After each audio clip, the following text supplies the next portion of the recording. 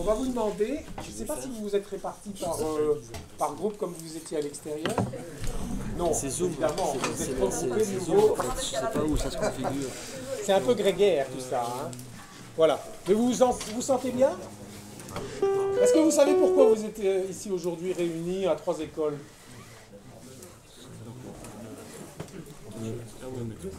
Pardon?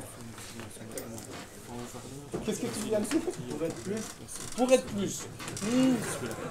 Ça c'est un... non, pas vraiment. Non. Autre réponse? Qu'est-ce qu'on vous a dit? Qu'est-ce que les profs vous ont dit? Parce que là vous êtes tous réunis, vous êtes 3. Il y a 3 écoles. Il y en a une qui vient de Liège, il y en a qui viennent de Hainaut et il y en a une qui est dans la province de Namur. Donc, qu'est-ce qu'on vous a dit? Et qu'est-ce qu'on vous a donné comme consigne? On vous a rien dit. Décidément. Bravo les profs, hein. Mais c'est normal, c'est toujours comme ça. Hein. Ok. Bon, ben, c'est clair que aujourd'hui, le secteur agricole est face à des enjeux énormes. Et vous êtes la relève. Et nous avons décidé dans le cadre du réseau de concentrer nos travaux sur ceux qui ne sont pas encore les mains dans le cambouis. C'est quelque part un choix que nous avons fait. Vous êtes encore à vous poser des questions. Vous êtes tous en phase de mettre en œuvre votre projet. Mais c'est le moment où vous êtes encore en réflexion. Vous avez besoin de pas mal d'informations pour pouvoir préciser ce que seront vos activités professionnelles demain. En regard de tous ces enjeux. Et donc, l'objectif, c'est de pouvoir faire en sorte que les jeunes futurs agriculteurs se réunissent et en venant d'horizons différents, de zones agricoles différentes de Wallonie, pourront partager sur des réalités différentes, mais aussi peut-être dégager des éléments intéressants et fédérateurs. Du nombre, là, sur le coup, peut jaillir pas mal d'éléments de réflexion intéressante. Alors, dans le cadre de cette journée, on avait initialement prévu un voyage d'études en France. Parce que nous, on a l'habitude de dire, quand on reste en Wallonie sur le nez dans le guidon, de temps en temps, on ne s'ouvre pas justement les horizons. Et on avait programmé un voyage d'études avec 2 jours et des rencontres avec différents agriculteurs et différents acteurs sur le terrain. Il se fait que les conditions sanitaires nous ont compliqué fortement la vie, ce qui fait que de 2 jours, on est passé à 1 jour. De témoins français, on les a toujours. Il y en a un qui est présent ici, c'est Michael. Mais la deuxième, elle sera à distance. Alors, désolé, c'est vrai que je pense que vous avez beaucoup mangé de la visioconférence. Mais Michael est là. Et alors, j'espère que vous allez l'utiliser. Vous allez en user et en abuser en tout bien, tout honneur. C'est un agriculteur qui donc, a développé pas mal d'activités, notamment au travers d'approches collectives. Et donc, on vous invitera, après son témoignage et tout au long de la journée, puisqu'il va rester avec nous, à partager effectivement vos préoccupations, mais aussi se servir de son expérience pour nourrir, comme je l'ai dit, votre projet. Il est accompagné d'Hugo, qui est un stagiaire, qui est son stagiaire pour le moment. Et donc, ce sera aussi l'occasion d'avoir voilà, un jeune futur agriculteur français sous la main. Donc, en fait, ils sont 2. Voilà. Ok, j'arrête ici et on va vous demander maintenant de restituer un petit peu ce que vous avez discuté dans chacun de vos groupes. Alors, le groupe numéro 1, le groupe des A, B. Pas tous ensemble, hein, les gars. Les AB. Les AB. Ouais, ils sont où les AB? Qui était dans le groupe AB? Levez la main, s'il vous plaît. Allez, soyez courageux, s'il vous plaît. Voilà. Est-ce que quelqu'un peut nous donner un petit peu... Mais juste en quelques mots, de quoi vous avez discuté? Il y en a une qui a décrit le film. Ouais. Et ça vous a donné envie de le regarder ou pas? Ouais, ouais. Et du coup, qu'est-ce qu'il en ressort pour ceux qui l'ont vu peut-être dans ce groupe, qu'est-ce que vous avez à en dire?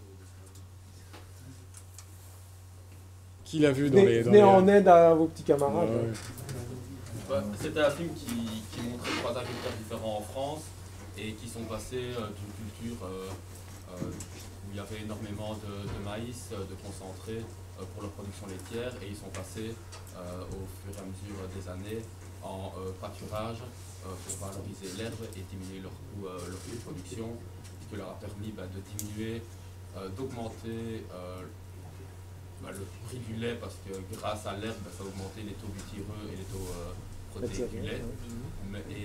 Mais ça a diminué leur production de lait, mais d'un autre côté, augmenté tout ce qui est le pourcentage du taux laitier grâce et de protéines dans le lait. Donc il y avait un compromis des deux côtés. Ouais. Et leur qualité de vie aussi.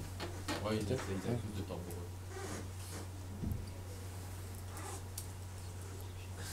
Tu semblais un petit peu plus sceptique sur l'étude de cas, en disant on ne peut pas comparer effectivement la Wallonie. C'est deux régions totalement différentes. Oui. On n'est pas sur la même coût de terrain, coût de vie et tout ça en région Bretagne et en Wallonie. Donc je trouve que c'est important de mettre le point là-dessus. Et pas dire ah, si ça marche là, ça marche ici aussi, parce que on n'a pas les mêmes coûts quotidiens qu'eux. Mhm. Et puis ici, nous on est de la partie de pays de Herbe, la région herbagère surtout. L'herbe c'est déjà une grosse base d'alimentation de notre bétail, donc le film était bien au niveau de montrer qu'il y a moyen de changer sa façon de produire, mais nous montrer qu'il y a moyen de passer à l'herbe, ça on le savait déjà. Oui, dans votre cas en tout cas, Voilà. c'est peut-être plus évident que dans d'autres Ouais, régions. Qu'est-ce que ça a suscité comme autre débat, d'abord par rapport à ce film, dans vos groupes? Dans le film, on montre tous les points positifs, Ouais. mais bon, il y a toujours des points négatifs aussi. Hein. Ok. Ils disent qu'ils ont plus de temps pour eux, mais il y a une partie du travail, on ne le supprime pas, on le remplace par d'autres travaux. Par exemple? Il faut sortir les bêtes, faire les clôtures, entretenir les clôtures, entretenir les prairies. Voilà. C'est peut-être du temps en moins passé derrière son ordinateur ou je ne sais pas ce qu'ils faisaient avant. Mais... Ok, donc c'était un peu, on enjolivait un petit peu la réalité, il aurait on fallu montre peut-être... qu'à côté de la chose, quoi. Ouais. On a quand même, le jeune qui reprend la femme de son papa là, il a quand même dit que financièrement il était mieux en faisant le conventionnel la première année, qu'ils allaient arriver à se mettre 1800 mètres de côté si j'ai bonne mémoire, et que ici maintenant pour le moment il est en pleine conversion, donc c'est un peu plus compliqué, mais il compte réarriver à la même chose. Ok. Autre élément que vous avez échangé par rapport... est-ce qu'il y a des sujets d'étonnement? Qu'est-ce que, dans ce que vous avez entendu, ce que vous avez vu dans le film, est-ce qu'il y a des choses qui vous ont surpris ou qui vous ont titillé les neurones?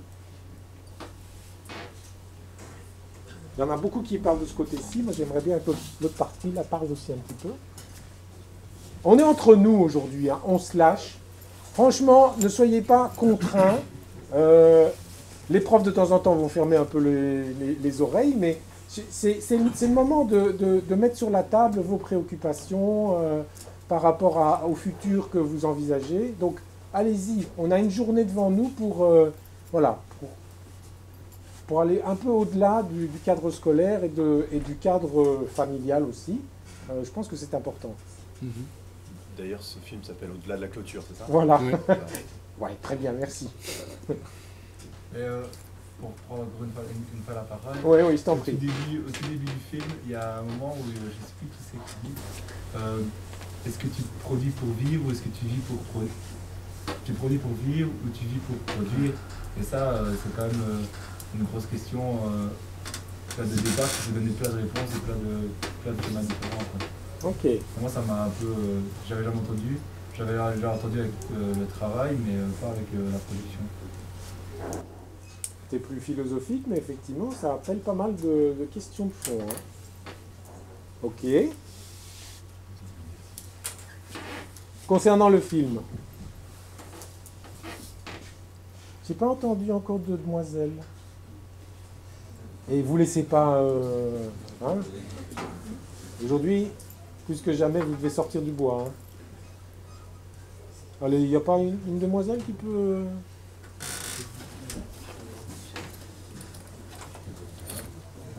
Vous êtes à faune? Bon, on aura l'occasion de, peut-être en plus petit groupe, que la parole se libère. Je pense qu'il n'y a pas de souci. Concernant vos stages, parce que certains n'ont pas vu le film et donc ont partagé un peu sur leur stage, est-ce qu'il y avait des choses à restituer à l'ensemble, des discussions que vous avez eues en petit groupe et que vous souhaitez partager avec le collectif ici?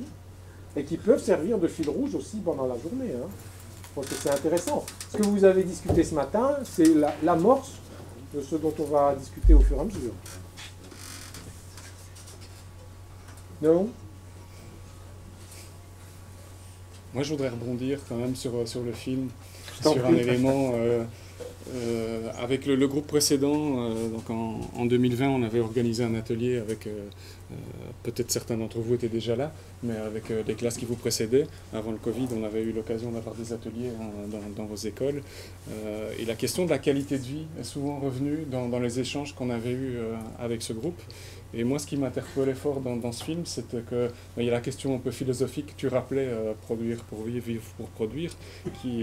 Et je pense aussi que toutes ces personnes étaient en questionnement par rapport au rythme et à leur charge de travail, et essayaient aussi, je pense, de trouver des manières de faire qui leur redonnaient un peu de liberté, de temps pour eux, pour leur famille, pour faire autre chose que d'être dans le boulot non-stop. Et je pense qu'il y a d'ailleurs ah non, c'est pas dans ce film, c'est dans l'installation, mais je comprends que vous n'avez pas vu l'installation, hein, vous avez vu qu'au-delà des clôtures. Il y a un autre couple qui est aussi qui s'interroge après 40 années de carrière, qui doit transmettre sa ferme et qui se rend compte qu'ils n'ont jamais pris 2 jours de vacances, quoi. Et ça, c'est vrai que c'est une vraie discussion qu'on avait eue avec le groupe d'étudiants de l'année dernière, cette question de pouvoir en effet préserver du temps pour sa vie de famille et par rapport à la charge que représente leur métier. Moi, c'est ce qui m'a interpellé en tout cas dans le film. Mais ça a été mentionné hein, dans certains groupes, ça n'a pas été redit ici, mais j'ai entendu. Ouais. Qu'est-ce que ça suscite chez vous, cette question de partage entre vie sociale et vie professionnelle? Il y a une mouche qui m'entend. Oui. J'ai envie de dire que dans ce cadre-là, c'est quand même assez particulier, puisque pour les agriculteurs, la plupart du temps, enfin, on va dire comme ça, la vie sociale et la vie professionnelle, les deux sont mêlés quelque part. Donc, vont avoir forcément des répercussions l'une sur l'autre et vont interagir entre elles. Donc si en fait finalement au niveau professionnel ça ne va pas, ça n'ira pas non plus au niveau familial, parce que souvent c'est la famille. Si dans l'exploitation, eh bien, on n'arrive pas à avoir une rentabilité suffisante pour subvenir aux besoins de la famille, eh ben, il faut qu'en fait finalement les deux parts changent, puisque les deux sont liés. Donc je ne sais plus votre question de départ, mais... Non, c'est ce que ça suscitait effectivement comme réflexion, cet équilibre peut-être à essayer d'atteindre entre vie professionnelle, vie privée ou vie sociale. Voilà. Est-ce que ça nourrit déjà quelque part votre futur projet ou la manière dont vous envisagez votre projet professionnel? Est-ce que c'est déjà une préoccupation chez vous? Je ne sais pas. Ou à ce stade-ci, vous êtes le... Maintenant, si on veut faire un 35-40 heures semaine, il ne faut pas être agriculteur, il faut faire autre chose. Et ça reste aussi ces mentalités, on sait à quoi s'attendre si on veut se lancer dans une ferme. Donc il ne faut pas s'attendre à être rentré tous les soirs à 5 heures pour après pouvoir profiter d'une vie sociale en famille. Tout dépend aussi du genre d'agriculteur qu'on est, si on est céréalier ou si on est... Tout change, mais on sait à quoi s'attendre. Ouais. C'est dans l'ADN. Ben oui et non. C'est dans le contrat de départ. C'est dans le contrat de départ. Avec qui le contrat? Avec toi, toi-même, si tu dis moi je vais être agriculteur, c'est pas pour dire j'ai arrêté ma journée à 5 heures, puis après tant pis, hein. C'est une vache qui bêche, chacun sa merde. C'est quand même, Tu es fils d'agriculteur? Ouais. C'est un sentiment partagé ou bien il y en a qui ont peut-être des velléités différentes Moi, je vais donner mon idée, enfin, mon avis par rapport aux étudiants que j'ai depuis plus de 15 ans. C'est que je pense qu'à leur âge, et je le vois à travers les travaux de fin d'études qu'on nous propose en fin de bachelier, ils ne sont pas encore conscients du tout en fait de la charge de travail, même s'ils sont plus agriculteurs. Quand ils demandent pour sortir, on les laisse sortir. Quand ils demandent pour aller quelque part, on les laisse aller quelque part. Et donc moi je vois souvent des jeunes de leur âge qui sont hyper épanouis. Et puis après, quand ils reprennent la ferme, et au plus tôt au pire, je ne vais pas dire au plus tôt au mieux, s'ils la reprennent très tôt, eh bien là ils s'enferment dans un milieu et alors ils n'ont plus de vie sociale. Et c'est à ce moment-là que voilà, on se retrouve, je vais le dire ironiquement, avec des candidats à l'amour et dans le pré, parce qu'en fait ce sont tous des jeunes en fait, qui sortent plus mais qui n'ont vraiment plus le temps de sortir vraiment plus et qui sont tout seuls et puis qui disent pourtant allez, voilà, je pense que tous les étudiants qui sont ici font encore ça parce qu'ils aiment et ils ne voient pas du tout ça comme une corvée et donc ils se disent bah, je vais tenir 40 ans. Et c'est quand ils ont 30 ans qu'ils se rendent compte autour d'eux, ah ben oui, je suis vraiment tout seul. Recording in progress. Que là, ils se rendent compte de la réalité. Je ne veux pas les démoraliser, mais je constate quand même que dans la plupart des cas, c'est comme ça. Ici, ils sont tous motivés. Ouais, c'est la foule de la jeunesse. Et je crois vraiment qu'ils sont encore naïfs à ce niveau-là. Qu'ils ne se rendent pas compte. On voit aussi sur les gens autour, je connais des jeunes qui ont commencé à une ferme et qui ont quand même encore qui sortent quand même chaque semaine. Maintenant, c'est vrai qu'ils sortent encore chaque semaine. Ouais, bah alors, et le samedi jusqu'à, c'est vrai, minuit, 1h, le dimanche, ils dorment 1 heure ou 2 après la traite ou des choses comme ça. On met un peu de côté pour pouvoir profiter. Il faut savoir où on met son équilibre. Oui, il faut juste pas tomber dans le travers, mais c'est très bien pour ces gens-là. Pas tomber dans le travers où on est débordé tout le temps et où les choses n'ont plus d'échéance. Voilà. Donc quand les choses n'ont plus d'échéance et qu'il faut absolument le faire pour aujourd'hui 8h, allez je tire dessus, je vais le faire 9h, je vais le faire tantôt après-midi et puis finalement on vit dans un stress permanent et voilà, je rappelle pour ça que c'est important de respecter les échéances. Mais j'entends bien effectivement que peut-être à leur âge, à vos âges, vous n'êtes pas encore tout à fait... dans les règles. Surtout, ils ne sont pas au courant de l'aspect financier. Et ça, il faut quand même le dire. Je crois qu'en tant qu'enseignant, on se rend compte qu'ils ne sont pas... Voilà, ouais, on a un nouveau tracteur, on a un nouveau télescopique. Et j'ai encore fait un sondage cette semaine dans les classes de master. Est-ce que vous savez ce qu'on rend, par exemple, pour un tracteur par mois ou par an? Ils ont 20, 22 ans. Ils n'ont aucune idée. Là, je sens que ça va être le choc des générations voilà. Ici aujourd'hui. Ça va être sympa. Hein. Et donc, je me dis... Ok. Mais effectivement, c'est bien, comme ça on lance aussi le débat et les... Mickaël voulait intervenir aussi. Ouais, juste... si, c'est peut-être pas... Ouais, mais t'es trop grand, toi. Ce sera plus facile de vous avoir en face. Ah, pardon, oui, c'est vrai. Simplement, moi, ma première action, alors effectivement, tout de suite, je vais entendre qui est fils de paysan et qui ne l'est pas. Parce que, déjà... De fait, un agriculteur dit qu'il travaille plus que les autres et que c'est, comme tu l'as dit, un contrat. C'est-à-dire qu'on est censé travailler plus que les autres. Alors, je ne vais surtout pas parler de la Belgique, puisque je ne la connais pas, puis vous avez strictement rien à voir avec la France. Vraiment, on a des pays très très très différents. Un céréalier dans la Beauce travaille 25 heures par semaine. Donc, quand on parle d'agriculture, surtout on essaie déjà de préciser les choses. C'est-à-dire qu'effectivement, un éleveur, ça travaille un peu plus. Mais moi, je fais partie de ces éleveurs qui arrivent à prendre 5 semaines de congés payés. Pas des congés payés, des congés, pardon. Parce qu'en plus, c'est pas fonctionnaire. C'est ça. Un petit peu quand même, parce que je touche beaucoup d'aides de la PAC, donc je suis quand même un petit peu fonctionnaire. J'arrive à prendre 5 semaines. Au moins. J'arrive à être là ce matin, sans me demander est-ce que mon boulot va être fait. Je vais pas le rattraper samedi soir entre minuit et 2h du matin. En fait, il n'y a rien qui dit qu'un agriculteur doit travailler plus que les autres et doit être complètement dézingué à la fin de sa carrière. Il n'y a strictement rien. Si vous êtes naïf, effectivement, vous êtes naïf, c'est normal. Effectivement, on ne sait pas combien ça va coûter de se payer un télescopique. Mais gardez au moins en tête que justement cette naïveté, c'est-à-dire cette volonté de vivre et de prendre à pleines dents la vie, mais il faut que vous puissiez aussi le vivre pendant votre projet professionnel, pour votre métier. Mais sinon, ça va être une horreur. Ça va être super pénible. Ne faites pas un boulot qui vous fracasse le corps tout le temps. Enfin voilà. Faites un métier qui vous épanouit, qui vous donne envie de vivre, qui a envie de rigoler, envie de voir ses potes, ses amis, etc. Mais si c'est le bagne que tes parents proposent, ne le fais pas. Tu vois ce que je veux dire? Moi, mes parents, ils m'ont jamais proposé le bagne. Ils m'ont dit ça va être dur, etc. Puis après, je leur ai dit, mais non, vous avez choisi un métier difficile, parce que vous l'avez choisi comme ça. Moi, je vais choisir autre chose. Par contre, il y a eu des frictions, ça a été long, etc. Ça fait 10 ans ou 15 ans que j'y bosse avec eux. Mais aujourd'hui, à 18h, la ferme est fermée, on s'en va. Enfin voilà. Je me lève pas à 6h du matin tout le temps. Je fais pas des journées de 16h. Et quand j'ai envie de faire une journée de 16h, c'est parce que j'ai envie de le faire, parce que j'ai envie de l'organiser. Mais quand j'ai envie d'aller au cinéma ou quand j'ai envie d'aller... alors voilà, j'ai un gros problème, je suis fan de foot. Ça c'est une de mes tares. Je suis pas chasseur, donc c'est déjà pas mal. Mais, et donc j'emmène mes gamins au foot. Mais tous les week-ends, j'emmène mes gamins au foot. Et j'ai des vaches laitières. Alors comment on fait ça? On en parlera justement, parce que c'est essentiel justement de poser les choses. C'est pas... Moi je viens surtout pas asséner une espèce de vérité. J'ai juste envie de casser un certain nombre de codes qui fait que votre génération n'a pas envie d'être agriculteur. Parce que c'est ça mon problème de fond. Parce que toi tu vas certainement le devenir parce que tes parents le sont. Mais il y en a plein d'autres là qui se diront, tiens, bah ils le disent pas aujourd'hui, mais j'aurais bien aimé être agriculteur. J'ai ramené Hugo parce qu'il est en stage chez moi. Hugo n'est pas du milieu agricole, il a un oncle assez loin qui est agriculteur. Et il me dit, ah bah j'aimerais bien devenir salarié agricole. Puis quand je creuse un peu, il me dit, bah en fait j'aimerais bien devenir agriculteur. Mais dans sa tête, il s'est déjà dit, ça va être dur d'être agriculteur puisque j'ai pas de ferme, etc. Mais au contraire, enfin voilà, moi j'ai envie qu'on ouvre les fenêtres, qu'on ouvre les portes en disant, mais si, il faut que demain il y ait plein de gens qui ont envie de devenir agriculteur parce que c'est un métier formidable, parce que c'est un métier génial. Alors qu'il y ait des contraintes, ben on les pose et puis on dit comment on y répond.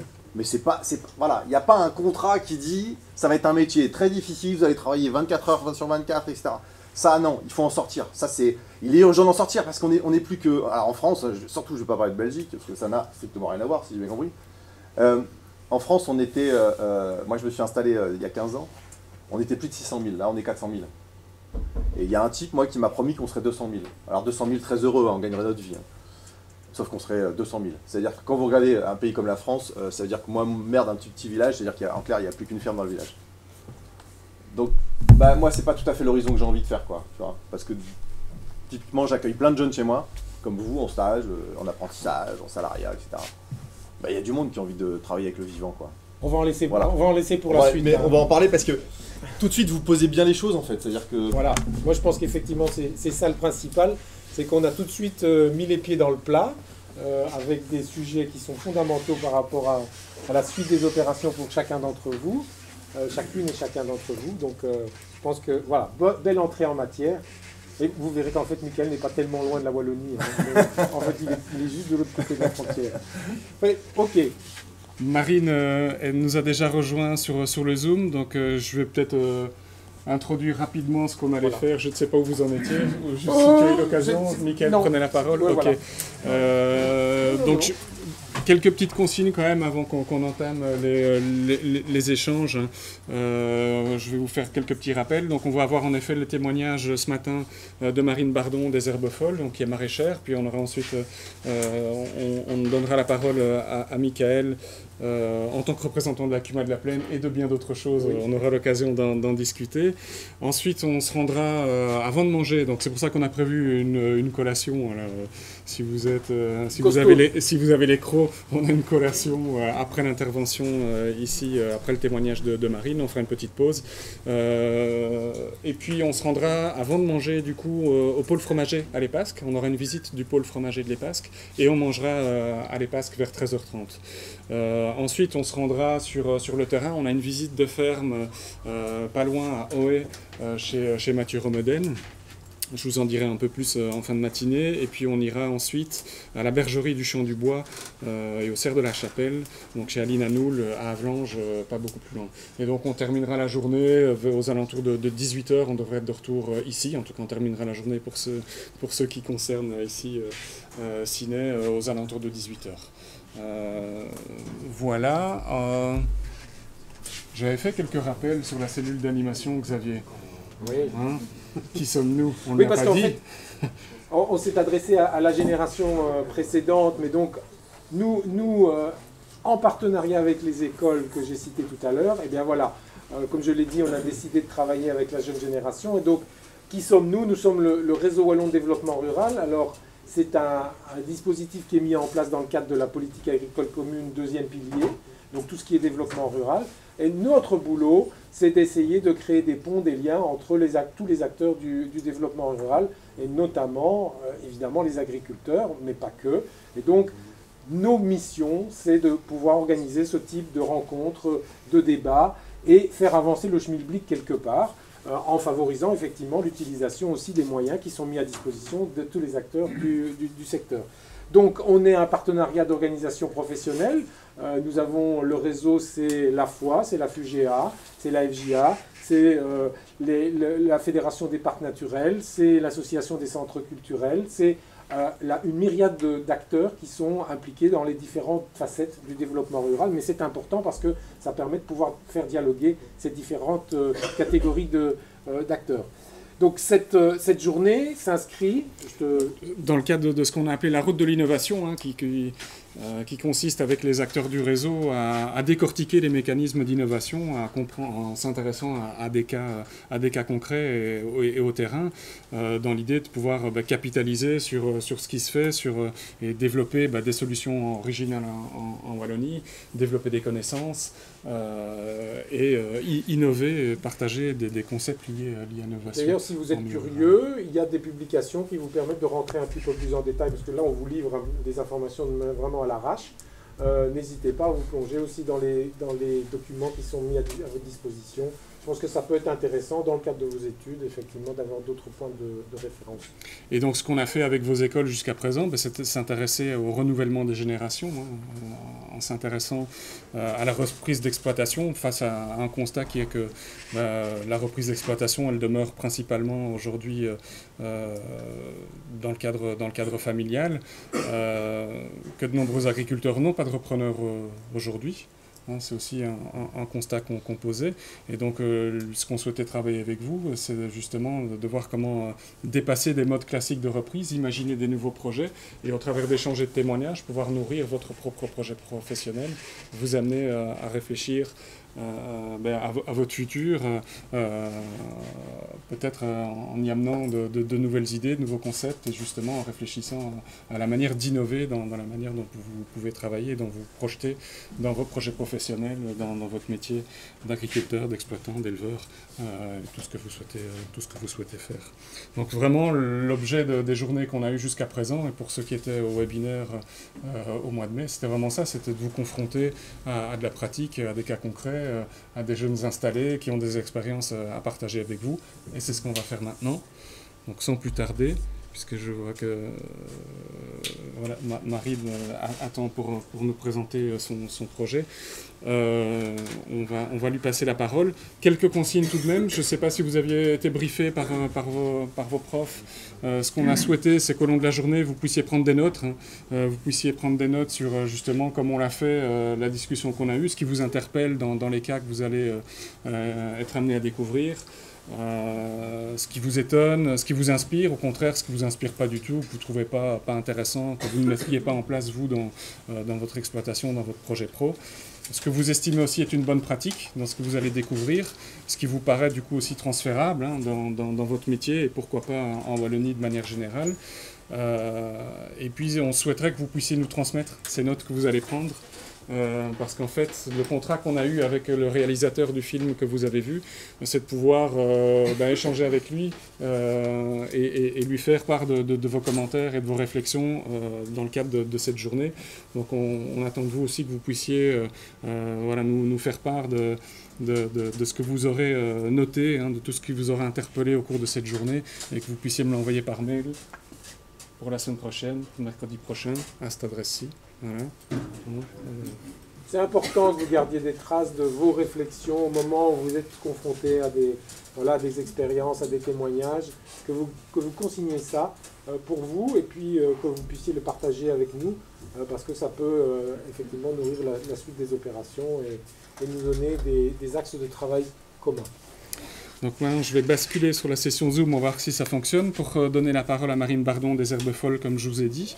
On avait, dans le cadre des discussions avec vous et avec le groupe précédent, constaté un intérêt fort autour du maraîchage, autour de la vente directe. Et donc voilà, on en a déjà pu aborder en partie cette question dans le cadre du webinaire qu'on avait eu avec Marie-Amandine de la ferme de Bière. Et puis aujourd'hui, voilà, on continue à découvrir et à rencontrer d'autres exploitants. Et donc, je vais passer, peut-être Françoise, tu peux m'aider si besoin. On va voir si tout fonctionne. Tac. Ouais. Et on va voir au niveau du son. Est-ce que ça fonctionne? Marine, est-ce que vous nous entendez? Entendre, oui. On peut enregistrer, c'est en train d'enregistrer, je pense. Oui, c'est ouais. Oups, excuse-moi. Tu enregistres là? Ouais, j'enregistre ici. Et est-ce qu'on vous entend? Ouais. Marine, vous avez la parole. Oui, bonjour à tous. Merci de m'avoir convié à vous parler de mon projet. Du coup, je démarre. Oui, allez-y. Et puis, vous m'entendez bien? Est-ce que vous... Ouais. Est-ce que oui, moi... Oui, moi, je vous entends. Super. Comme ça, on pourra réagir. On aura l'occasion de donner la parole aussi aux étudiants pour vous questionner. Et donc, le plus simple, vu que c'est de la visio, c'est de vous laisser quand même parler. Et puis, si je vois qu'il y a des bras qui se lèvent, je vous fais part de questions éventuelles dans le cadre de la presse. Ça va? D'accord, pas de souci. Moi, j'ai mon petit filament que vous m'aviez envoyé. Donc, voilà, n'hésitez pas à m'interrompre point par point s'il y a des difficultés ou des questions particulières. OK. Du coup, moi, je me suis installée en 2017, au début 2017. Donc là, je suis dans ma 5e année. Je ne suis pas issue du milieu agricole. J'ai fait des études de droit. J'ai un master 2 de droit. Et quasiment tout de suite après mes études, j'ai voulu revoir un peu mes projets. Et donc, j'ai fait un BTS en production horticole que j'ai fait en apprentissage chez un maraîcher donc pendant 2 ans. À l'époque, je n'ai pas eu accès aux formations pour adultes parce que j'étais trop jeune. Je n'avais pas 26 ans et je n'avais pas suffisamment d'expérience professionnelle. C'est un peu des conditions en France pour pouvoir accéder aux formations plus courtes dites pour adultes. Voilà, d'où le BTS. Mais vu qu'il a été fait en alternance, finalement, ça m'a servi. J'étais quand même 1 semaine sur 2 chez le maraîcher, plus toutes les vacances scolaires. Ça m'a permis de voir 2 saisons culturelles quasi complètes. Et c'était vraiment important pour moi, puisque j'avais quand même pour volonté de m'installer dans la foulée. Donc, ça m'a conforté en tout cas dans mes choix. Suite à mon BTS, j'ai eu l'opportunité de postuler pour obtenir des terres sur la métropole européenne de Lille, du coup vraiment au sud de Lille, à 15 minutes. Des terres qui appartenaient du coup à la MEL, donc la métropole européenne de Lille, qui avait pour projet de d'installer des agriculteurs qui étaient non issus du milieu agricole, qui avaient des difficultés du coup à trouver des terres, puisque c'est une problématique très forte en région de France. Et que l'achat ou la location de terre est très cher, en plus d'être compliqué à trouver. Du coup, j'avais postulé à la suite de mon BTS et j'ai été prise. Donc je savais que j'allais avoir de la terre, mais ça a été très long à se mettre en place. Donc entre-temps, j'ai eu le temps de faire 1 année d'espace test chez un agriculteur qui était à la retraite et qui mettait en fait ses terres à disposition de jeunes pour se tester. Donc j'ai passé 1 an là-bas avec 2 autres personnes sur un peu plus de 2 hectares. Ouais, ça m'a permis de continuer à me faire la main et de m'occuper pendant 1 an, de rester implanté dans le réseau, etc. Donc, je me suis installée à Wavrin sur 5 hectares de terre. Mon projet initial était avec une partie fruitier. Donc, à l'époque, on avait eu un peu le choix de la surface et j'étais partie sur 5 hectares. Actuellement, je ne cultive pas les 5 hectares. On est 2. On est 2 équivalents temps plein sur la ferme. Donc, on cultive à peu près la moitié. Le reste est en engrais vert, une luzerne, j'y reviendrai plus tard. Donc voilà, pas mal de déboires au niveau de l'installation, puisque terre mise à disposition par une collectivité publique, ce qui veut dire tout un tas de problèmes administratifs, de durée dans tout le processus de mise à disposition des terres, de mise à disposition de construction d'un bâtiment agricole qui a été fait sur place. Il faut à chaque fois passer par des marchés publics, avoir des signatures de tout un tas de personnes avant que quoi que ce soit ne soit décidé et soit mis en place. Donc l'avantage, parce que accès à la terre, désavantage, le processus est très long quand on passe par une collectivité publique, pour en avoir conscience. On a eu des fouilles archéologiques sur la zone, etc. Donc c'est une zone maraîchère en fait qui a été faite pour accueillir plusieurs maraîchers ou horticulteurs. Donc on est actuellement 8 sur 4 zones maraîchères de Wavrin. On est maraîcher pour l'essentiel. Il y a également un producteur de plants de légumes et un producteur qui est plus en horticulture et qui est à faire des plantes fruitières. On est tous en bio. Donc, ça a été l'avantage de cette zone, c'est que, étant donné qu'on est tous en bio, on n'a pas de difficulté sur la certification et autres. Donc, on partage un bâtiment qui est mis à disposition par la métropole européenne de Lille. Donc, on a un loyer pour ce bâtiment. Et à côté de ça, on a tous individuellement un bail rural pour les terres que l'on a. Donc, moi, j'ai un bail rural en mon nom. Et par contre, la location du bâtiment est fait au nom de la CUMA, une coopérative d'utilisation du matériel agricole. Vous allez en parler après. Donc, nous, on a été obligés également sur la zone de créer une CUMA dans un premier temps pour se partager le bâtiment, donc, cette activité de bâtiment, et dans un deuxième temps pour partager du matériel. Donc moi, mon projet actuel, il est essentiellement axé sur du maraîchage biologique très diversifié, quasiment tout, de la tomate à la pomme de terre, passant par la patate douce et autres. Je fais beaucoup de plantes aromatiques, parce que c'est ce que j'aime faire et que je travaille un petit peu avec des restaurateurs, j'y reviendrai. Du coup, voilà, c'est une façon pour moi de travailler des produits que j'aime et de diversifier mon offre. Je fais également un peu de fleurs comestibles, voilà, toujours pour cette même cible professionnelle restaurateur, mais également les particuliers qui finalement sont assez aventureux en la matière.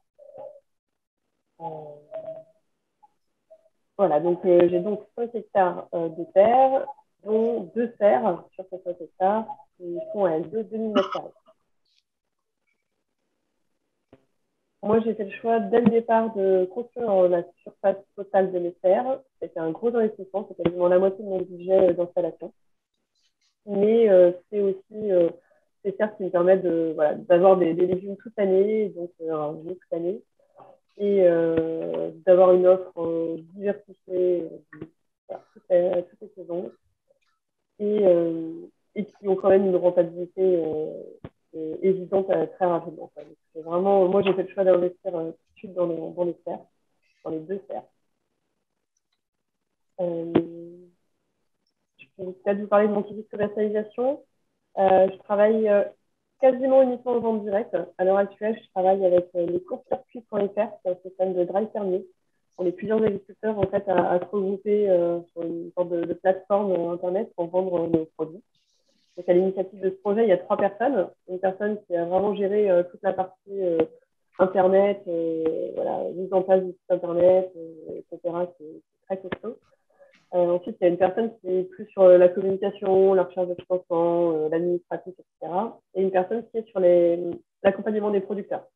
Voilà, les dynamiques, aller chercher des producteurs, permettre au groupe de producteurs de travailler ensemble, etc. Donc, si vous voulez en parler, je pourrais rentrer dans les détails. C'est une solution qui est vraiment très, très intéressante pour moi, puisque du coup, je récolte uniquement ce qui est commandé. Donc, je n'ai pas du tout de perte. Je crée mes fiches produits. Donc, voilà, si j'ai en ce moment de la mini betterave, je fais une petite mini betterave et je prendrai de la mini betterave quand même. Voilà, ça me permet de valoriser un peu tous les stades de mes légumes, les déclasser comme les beaux calibres. Et je fixe mon prix. Je suis complètement maître de mes produits et de ma vente. Et ça, c'est très, très appréciable pour moi. Ensuite, on travaille un petit peu avec les restaurateurs. Alors avant, on faisait les livraisons en direct, mais c'est quelque chose de très chronophage. Et du coup, maintenant, on travaille avec une entreprise qui s'appelle Entrée d'Union. C'est une personne qui était venue voir et qui avait cette volonté de développer un peu le lien entre les producteurs et les restaurateurs. Et sur la métropole lilloise, on a une flopée de restaurants. Donc voilà,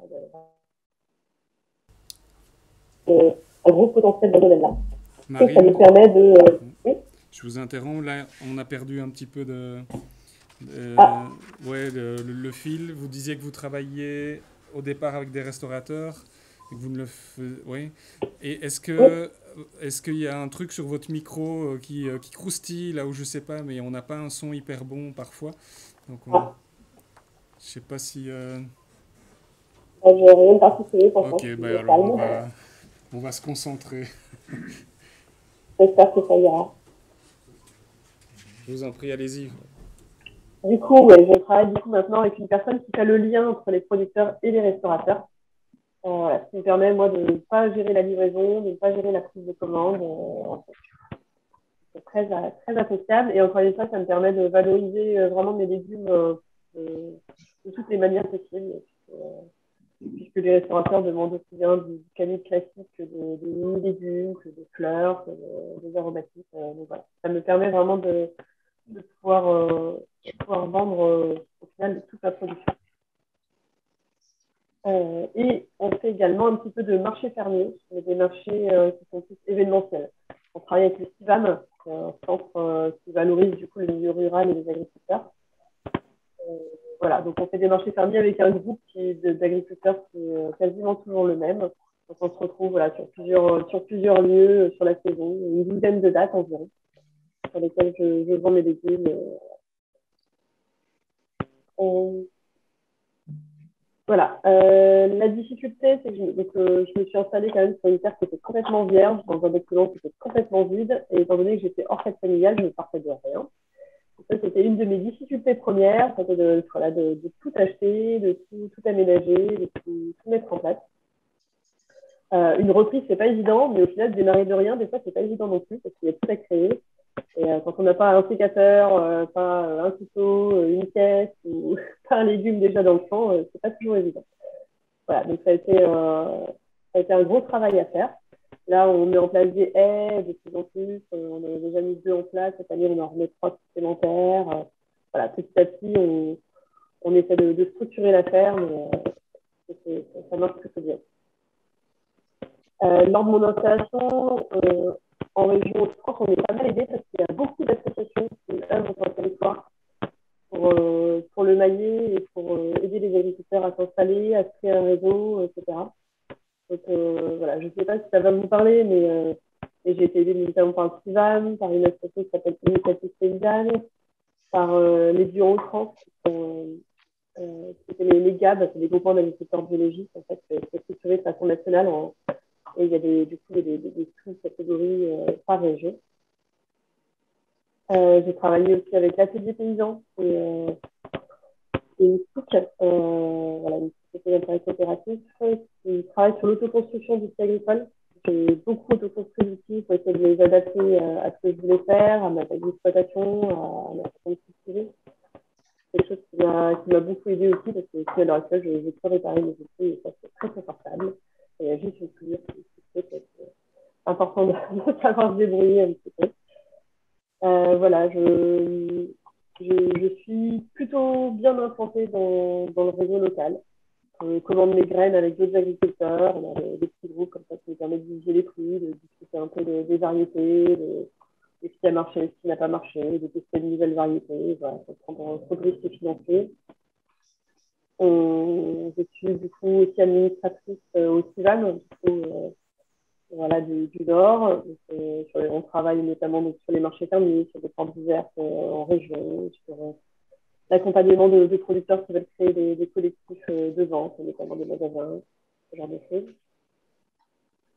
Et voilà, ensuite, je suis également en contact avec beaucoup d'agriculteurs qui sont autour de moi. C'est important pour ça de faire un peu le tour, d'essayer de s'enterrer.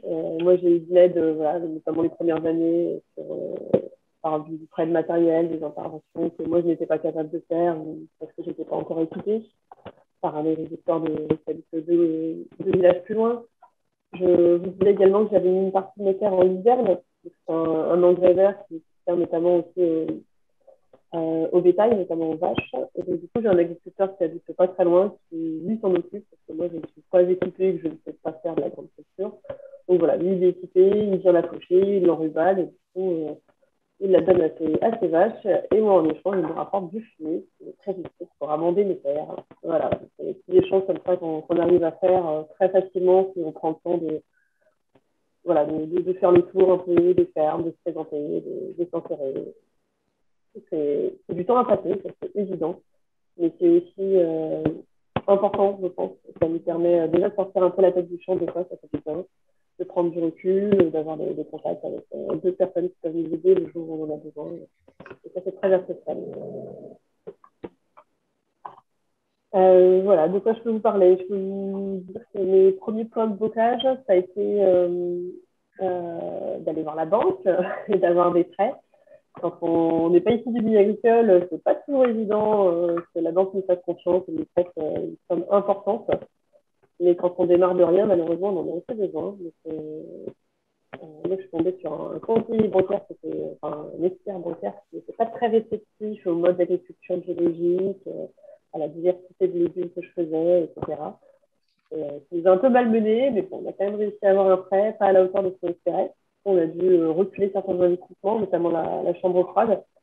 On l'a eu quand on allait 3, et ça nous a quand même pas mal pénalisé. Voilà, de ne pas pouvoir conserver les légumes comme on le souhaitait, de ne pas pouvoir, oui, c'est ça, avoir des légumes d'hiver quand les hivers sont froids, c'était un peu compliqué. Maintenant, on a notre chambre froide, c'est beaucoup plus facile pour nous de gérer le stock et voilà, de maintenir les cultures d'hiver. Ensuite, clairement, quand on démarre de rien, on n'a pas tout le matériel dont on a besoin, donc on aurait besoin en tout cas. Les premières années, c'est un peu compliqué. Il nous faut un peu plus d'huile de coude en général, et de coups de main des copains qui sont autour. Voilà, donc là, maintenant, ça fait 5 ans que je suis installée et je commence à, voilà, je pense, équipée convenablement pour ce que j'ai à faire. Maintenant, ce que j'auto-construis beaucoup, c'est des petits outils qui me permettent d'alléger les contraintes physiques du travail. J'ai travaillé sur des chariots de récolte, sur des enrouleurs de bâches poussées, de la plier à la main et de tout tirer à la force des bras. Voilà, donc maintenant, voilà, je suis arrivée à un point où je travaille plus sur des outils qui me permettent de manager le travail et de réduire même mon temps de travail. Voilà, c'est des outils vraiment nécessaires pour travailler seul.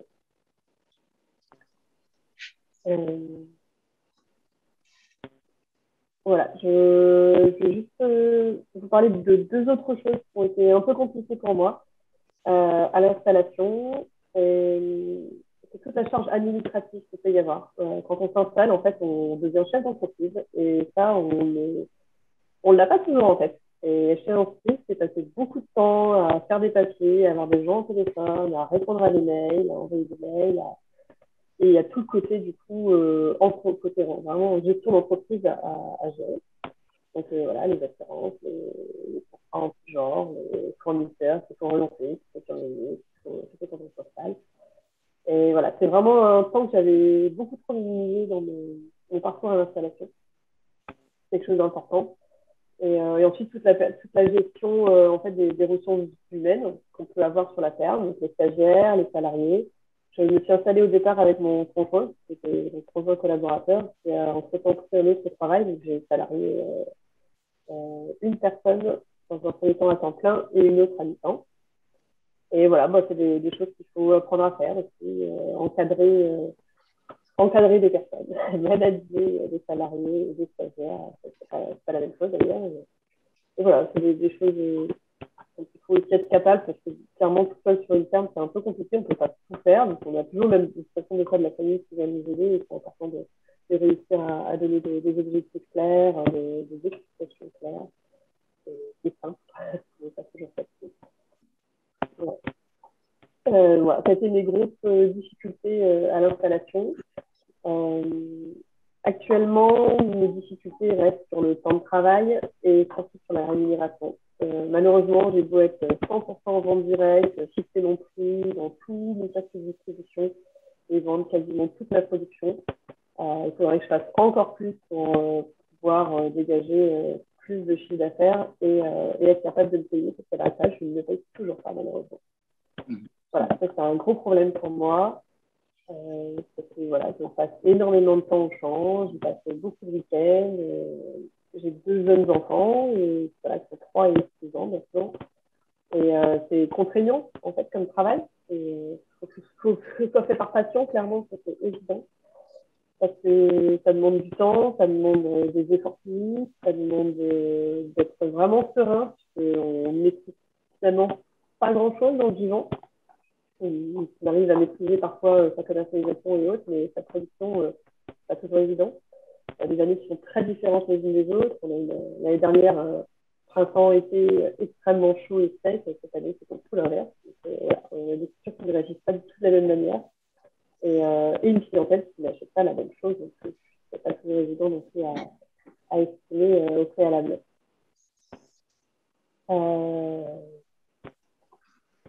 Voilà, voilà, je ne sais pas si je peux développer certaines choses si vous en avez besoin, parce que j'ai fait un peu le tour de ce que je voulais vous dire dans les grandes lignes, en tout cas, pour vous présenter mon projet et mon parcours. Merci Marine. Je vais peut-être vous... Regardez, le panel d'étudiants que vous aviez devant vous. Ça va, il y a du monde en face de vous. Ouais, il y a du monde. Parlez pas dans le vide, non, non. Non, non, ils sont bien là, ils sont présents. Mais je vais leur passer la parole pour voir avec eux si, en effet, ils ont des questions par rapport à ce que vous nous avez présenté. Qu'est-ce qui vous interpelle? Qu'est-ce que vous souhaitez poser comme question à Marine par rapport à son projet? Peut-être d'abord des questions de clarification, parce que vous avez entendu des termes quelquefois ésotériques. Drive fermier, je suppose que ça vous parle un petit peu, mais peut-être que CIVAM, ça vous parle moins, je ne sais pas. Est-ce qu'il y a d'abord des questions de clarification? Parce que bon, le son n'était pas parfait. Non, donc, le son n'est pas parfait. Allez. Moi, je viens lancer une question. Vas-y, François. Je ne suis pas un étudiant, mais c'est pas grave. C'est pas grave, François. C'est par rapport au plan financier que tu as fait au départ. Et oui. Maintenant, ici, au bout de quelques années, tu dis, il n'y a toujours pas de revenus. Dans ton plan financier, tu avais prévu un revenu. Et qu'en est-il? Alors, quand je suis allée voir la banque au départ, j'avais, dans le prêt que je demandais, je prévoyais certains salaires de base, surtout parce que quand on commence à arriver sur des terres où il n'y a rien, on n'a pas de revenus de toute façon avant un certain temps.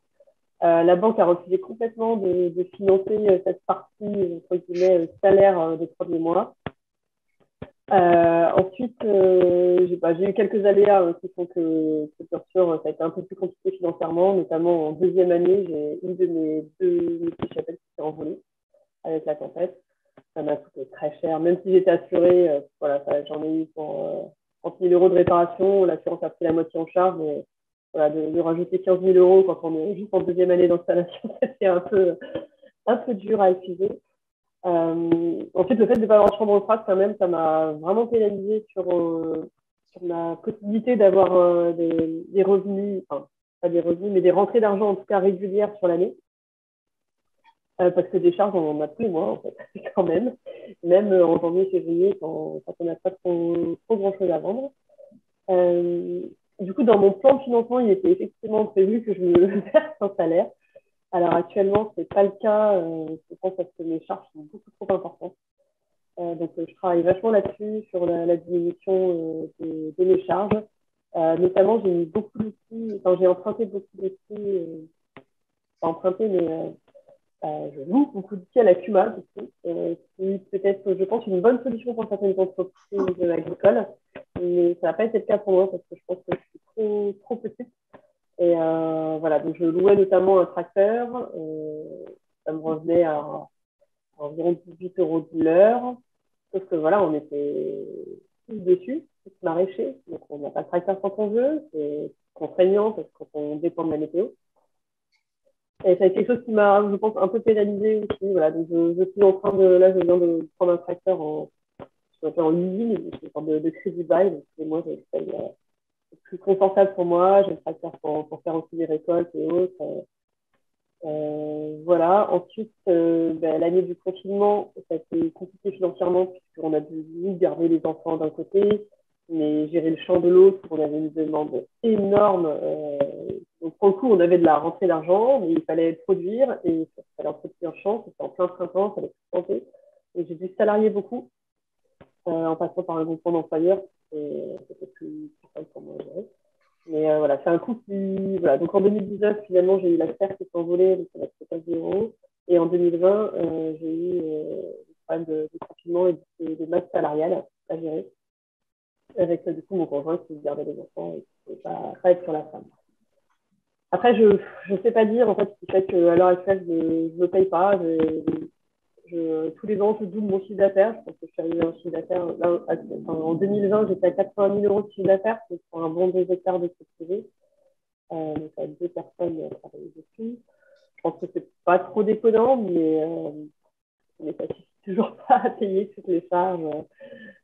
Voilà. Après, je n'avais pas d'apport personnel quand je me suis installée. Voilà, ça peut-être et je pense que du coup, étant donné que je n'ai pas eu un prêt suffisamment important, à chaque fois que j'avais un peu d'argent, j'étais obligée de le réinvestir tout de suite pour m'équiper en matériel, en voilà, en caisse, en solution de stockage ou autre. Et du coup, voilà, ça m'a pas permis de créer de trésorerie de fonds de roulement suffisamment important pour être confortable. Je ne sais pas si vous répondez à la question. Ouais, merci. D'autres questions, d'autres réactions?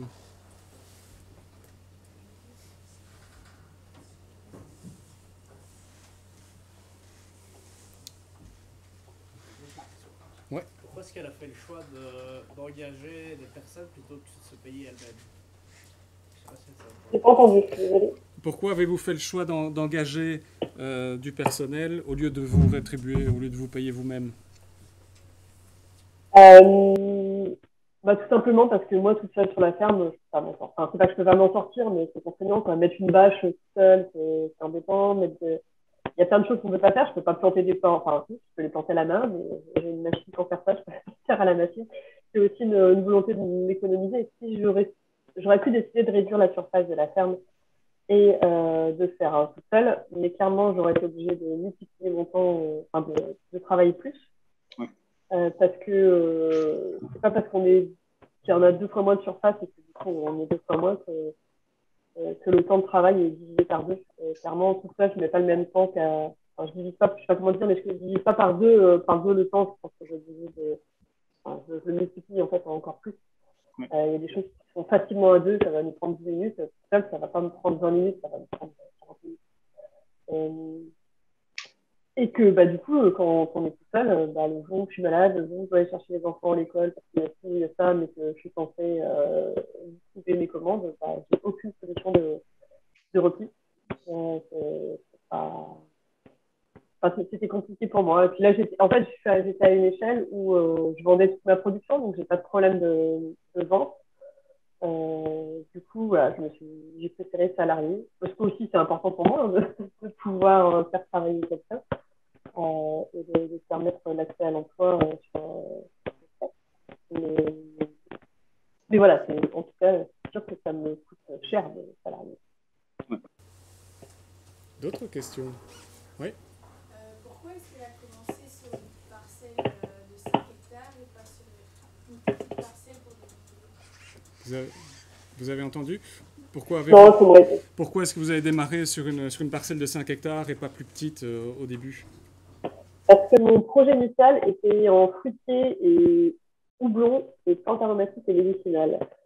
En fait, c'est les devoirs de l'installation, c'est parce que sur les terrains, du coup, qui appartiennent à la métropole européenne de Lille, il y a eu des fouilles archéologiques, enfin des pré-fouilles, des diagnostics archéologiques. Enfin bref, ils ont fouillé 13 hectares de terre qui allaient être drainés, plus toutes les surfaces d'entrée du bâtiment, plus un peu partout sur toutes les parcelles. Donc, en plus de prendre du retard sur l'installation, ça a mis la métropole européenne de Lille dans des conditions un peu particulières.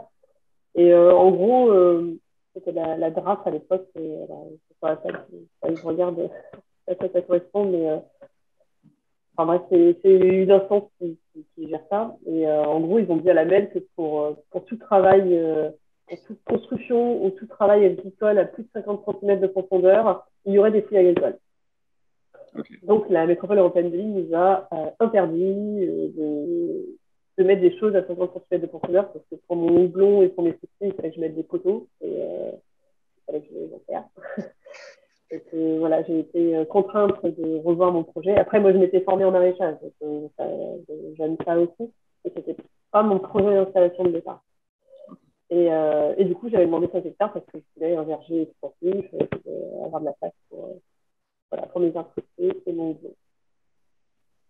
Et pour pouvoir faire une rotation culturelle aussi, si besoin. Voilà, je pensais quand même mettre une toute petite partie en engrais vert pour pouvoir avoir des rotations intéressantes pour mon sol. D'autres? Oui. Du coup, si ça fait 5 ans qu'elle ne se rémunère pas, comment est-ce qu'elle fait pour vivre actuellement? Comment faites-vous pour vivre actuellement avec cette difficulté? Mon mari a repris un travail.